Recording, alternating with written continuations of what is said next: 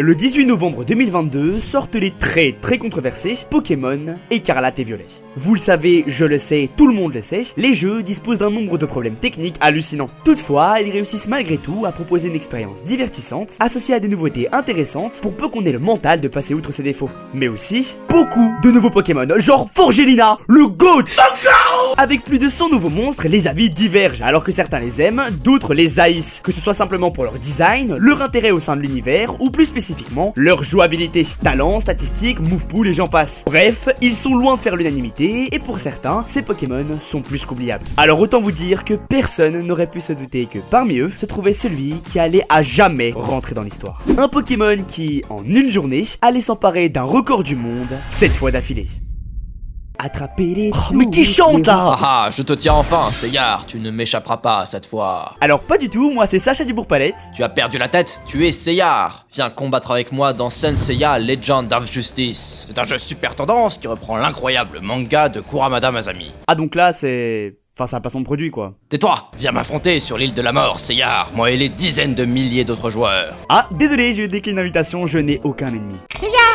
Oh t'es relou mon gars, c'est qui celle-là encore? N'abandonne pas, Seiya! Je t'apporte l'armure divine avec elle tu pourras invoquer Pegasus Yoseiken qui est 100 fois plus puissante que Pegasus Ryuseiken pour donner un coup fatal aux ennemis. Tu vas vaincre le phénix noir. Brûle ton cosmos et finis ta mission dans le jeu. Le jeu est au format vertical, tu peux donc envoyer des météores et jouer en même temps. Crée ton équipe de chevaliers dans un jeu où la synergie est de mise. Alors, j'ai synergie avec mon Amphinobie à la limite, mais c'est tout. Revis la quête du sanctuaire avec les vrais seiyuu des personnages. Affronte les 12 maisons des chevaliers d'or. Stylé! Et j'espère qu'il y aura un masque de mort, j'adore sa chanson. Comme c'est l'anniversaire du jeu en ce moment, tu as droit à 1000 tirages pour obtenir des chevaliers et former ton équipe de choc. En vrai, ça a l'air incroyable, je peux trouver ça où? Dans la description ou avec ce QR code dispo sur iOS et Android.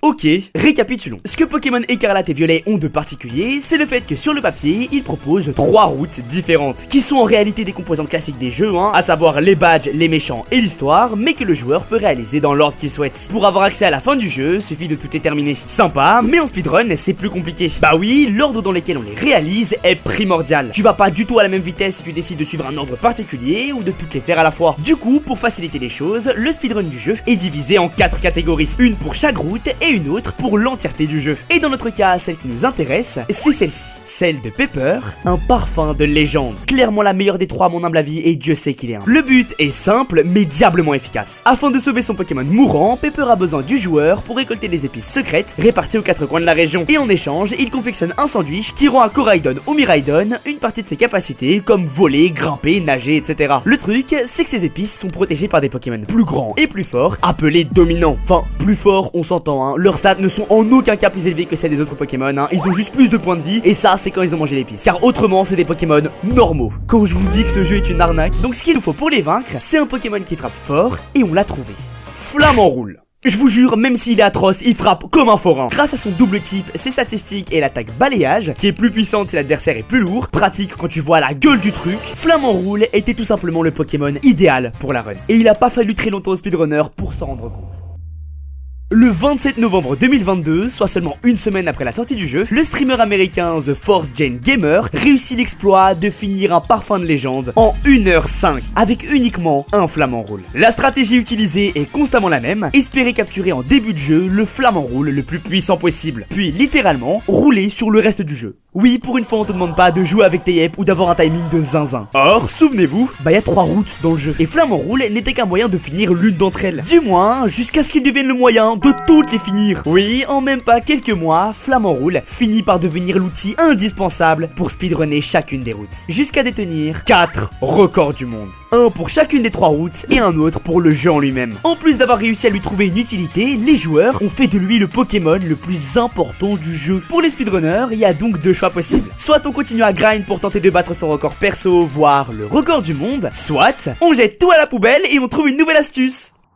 Oh oui, Oh que oui, ils l'ont fait. Si vous avez regardé ma vidéo sur le speedrun le plus difficile de Mario Odyssey, vous devriez savoir qu'en speedrun, il n'y a jamais qu'une seule manière de procéder. Si une technique s'impose pendant une certaine durée et qu'elle est utilisée au maximum, bah on finira forcément par essayer d'en découvrir une autre plus pratique. Et c'est exactement ce qui s'est passé. Rapidement, un véritable mouvement de protestation contre l'utilisation du Pokémon est lancé. Certains speedrunners vont même jusqu'à utiliser le hashtag StopFlamigo. Ce mouvement, il est initialement lancé par IronDre, un speedrunner Pokémon qui s'est alors donné un objectif des plus complexes: trouver le Pokémon capable de remplacer Flamanroule. Et bah c'est pas si simple hein. Bah oui, il faut que ce Pokémon remplisse certaines conditions, notamment celle d'être capturable dès le début du jeu. En plus, bah d'être un bon Pokémon en lui-même, avec de bonnes stats, de bonnes attaques, un bon talent, etc. Et autant vous dire que c'est pas gagné hein. Les premières routes d'Écarlate et Violet sont pas connues pour abriter les Pokémon les plus forts du jeu hein, comme dans toutes les versions d'ailleurs. Enfin à quelques exceptions près. Mais alors, si on trouve pas ce Pokémon dans les premières routes et qu'on peut difficilement espérer en croiser un correct dans la suite du speedrun, peut-être faudrait-il chercher au début même du jeu. Genre, les starters. Ouais, y a pas d'autre solution, hein. Notre héros se trouve bien parmi ces trois-là. Et c'est Poussacha. Ouais, j'aurais pu faire durer le suspense, mais pas envie. Mais alors, pourquoi lui et pas les deux autres? Bah déjà, parce qu'il a pas mal d'avantages sur les dominants, hein. Mais aussi, parce que c'est littéralement l'un des starters les plus puissants de la licence. En évoluant en Miascarade, lui aussi frappe comme un taré. Certains finissent même par le considérer comme le starter le plus fort de l'histoire. Genre, au niveau d'Amphinobi. Surtout que l'air de rien, la vitesse des animations, ça compte dans un speedrun. C'est même une des raisons pour lesquelles on privilégie une attaque plutôt qu'une autre. Et comme par hasard, la plupart des attaques de Miascarade sont extrêmement rapides. Donc le temps gagné peut être considérable. Bref, après de nombreuses runs, IronDre en est donc venu à la conclusion que Poussacha est le meilleur choix possible. Et sans le savoir, il avait ouvert la voie à une nouvelle vague de speedrun. Le 19 janvier 2023, la streameuse Trivaria devient alors la première à finir une run sans avoir recours à Flamanroule. Sa technique, utiliser des attaques plus lors des combats importants et s'emparer de tous les super bonbons qu'elle trouvera sur sa route, afin de faire évoluer son Poussacha sans avoir affronté des Pokémon sauvages. Et bon, je vous skip les moments où elle fait des trucs du style: mais depuis quand on peut faire ça? En commençant par Craparois, elle obtient la capacité d'accélérer, ce qui est relativement pratique dans un speedrun, avant de recommencer ça en boucle jusqu'à le faire évoluer en Miascarade. En évoluant, Poussacha apprend Balayage et Magie Florale, son attaque signature atrocement cheatée. Chacun de ses coups est un coup critique, en plus de frapper à 70 avec son attaque de base déjà démesurée. C'est monstrueux, et c'est tout plus ce qu'il nous faut pour vaincre Fer de Terre, Lestombelle et Fort d'Ivoire. Bref, tout se passe à merveille. Aucun dominant ne peut résister à Miascarade, et la victoire est assurée. Oh. Oyakata et Nigirigon ne sont pas seulement les pires ennemis de ce speedrun, c'est aussi les pires ennemis de tous ceux qui ont joué à ces versions. Ok, pour ceux qui ne voient pas le problème, en gros, le jeu te fait croire que l'un des derniers dominants à affronter, c'est ce truc tout mignon là, un Nigirigon qui se fait bouffer instantanément. Notre premier vrai adversaire est donc un Oyakata, et ce truc est une véritable menace. Il peut te paralyser avec plaquage ou te rendre confus avec Vibraqua, et même une fois vaincu, bah c'est pas fini, parce que c'est pas lui le vrai dominant c'est Nigirigon, et il est tout aussi dangereux. S'il touche Miascarade avec Vanglace, c'est littéralement fini. Pas parce que l'attaque est super efficace, hein, mais parce qu'elle baisse la vitesse, le rendant donc plus lent que le dominant. Vous commencez à avoir le problème. 20% de chance d'être confus, 30% d'être paralysé et 95% de se faire toucher par Vanglace. Le tout en 2 phases consécutives. C'est un combat qui se joue littéralement à la chance, c'est la roulette russe. Si tu échoues, bah tu recommences tout. Et c'est même pas de ta faute. Pour le vaincre, les speedrunners sont obligés de passer un tour. Tout ça pour augmenter la puissance de Miascarade avec une attaque plus et lui faire le plus de dégâts possible. Et attendez parce que le pire reste à venir.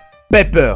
Pour vaincre son Rongrigou, les speedrunners doivent littéralement prier pour avoir un bon Poussacha. C'est pas une vanne, faut vraiment que le jeu t'ait donné un Poussacha avec des IV en défense et en PV suffisants pour survivre. Et ça représente une chance sur 327 680. En plus de faire monstrueusement mal, lui aussi utilise plaquage. Donc 30% de chance d'être paralysé. Et cette fois, la stratégie des speedrunners a été d'utiliser 2 attaques plus et de croiser les doigts. C'est de pire en pire. Trivaria qu'on a cité précédemment, mais aussi tout un tas d'autres speedrunners comme Pulse Effect ou Chris LBC réussissent à gagner uniquement grâce à la survie de leur Miascarade à 17, 9 ou 3 PV. Tous crient de joie en y parvenant. Bref, en 53 minutes et 46 secondes, Trivaria réussit à obtenir le record du monde sur cette catégorie sans Flamanroule. Et c'est précisément à ce moment que c'est parti en couille. Bah oui, comme d'hab, la stratégie s'est affûtée. On met en place de nouvelles astuces pour être plus efficace. Genre remplacer toutes les attaques physiques par des attaques spéciales comme Aura Sphère et Nœud Herbe. Et rapidement, le record du monde est battu. Plusieurs fois même.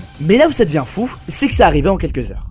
Toute l'histoire que je viens de vous raconter là est arrivée en moins de 24 heures. En une dizaine d'heures, les records du monde se sont enchaînés. Seulement 20 minutes après celui de Trivaria, le youtubeur et speedrunner Pulse Effect obtient le titre qui lui sera retiré 30 minutes plus tard par le français Saiyan5, avant de lui-même se le faire voler par le canadien Chris LBC 2 fois d'affilée. On en vient même à utiliser des glitches permettant de se déplacer à des vitesses folles, tout ça pour être vaincu par des speedrunners n'en utilisant aucun. Bref, c'est le bordel, tous veulent s'emparer du titre, mais à la fin, il n'en restera qu'un. Et en seulement 24 heures, Miascarade s'empare plus de 7 fois d'un même record, réalisant par la même occasion ce qui était considéré comme étant impossible en battant Flamant Roule. Et je sais ce que vous vous dites. Oui, mais Icône, qu'en est-il des autres routes? A-t-il réussi à s'emparer de tous les titres? Parce que je sais que vous parlez comme ça. Bah justement, au moment où je vous parle, les speedrunners bossent dessus. Finir le jeu avec uniquement Poussacha reste encore bien trop compliqué, voire quasi impossible. L'air de rien, la 9G est pas si simple, hein, mais si Miascarade a réussi à venir à bout de Flamant Roule, et ce plusieurs fois, y a aucune raison qu'il ne revienne pas à la charge. Du coup, aujourd'hui encore, le titre est entre les mains de Chris LBC. Mais si je peux faire plaisir aux Français qui regardent, le record du monde sur l'intégralité du jeu est quant à lui détenu par le français Saiyan5.